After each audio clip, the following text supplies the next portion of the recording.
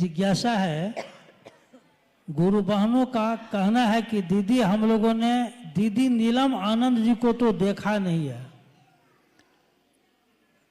2005 में दीदी नीलम आनंद जी शरीर छोड़ी, आप उनके साथ और साहब श्री के साथ गुजारे हुए अपना कुछ अनुभव सुनाइए। बाप रे बाप, दीदी से अनुभव पूछ रहे, अपना कुछ अनुभव बताइए कि आपने क्या अनुभव किया साहब और दीदी को। देखिए, दीदी नीलम आनंद 2005 में 17 जून को शिवलीन हो गई। आज से कितने वर्ष पहले?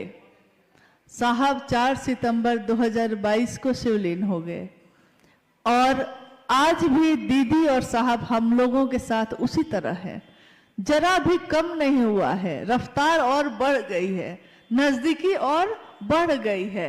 शरीर में रहते जो थोड़ी दूरी भी थी वो भी अब खत्म हो गई है। आपने जानना चाहा है, आपने पूछा है दीदी नीलम आनंद जी के बारे में। 27 जुलाई 1952 को झारखंड में एक जिला है पलामू, वहां के मनातूगढ़ में दीदी माँ का जन्म एक जमींदार परिवार में हुआ।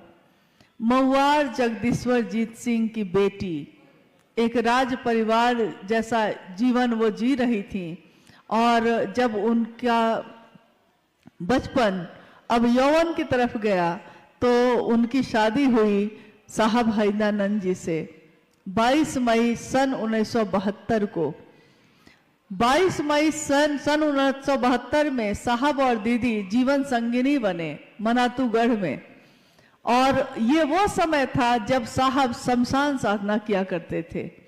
उन्होंने अपने जीवन के 12 वर्ष के बाद से 12वें वर्ष के बाद ही लगातार शमशान कब्रिस्तान साधना, कुंडलनी जागरण, योग, तंत्र, मंत्र, यंत्र, जितनी तरह की विधाएं होती हैं सबको आजमा लिया था।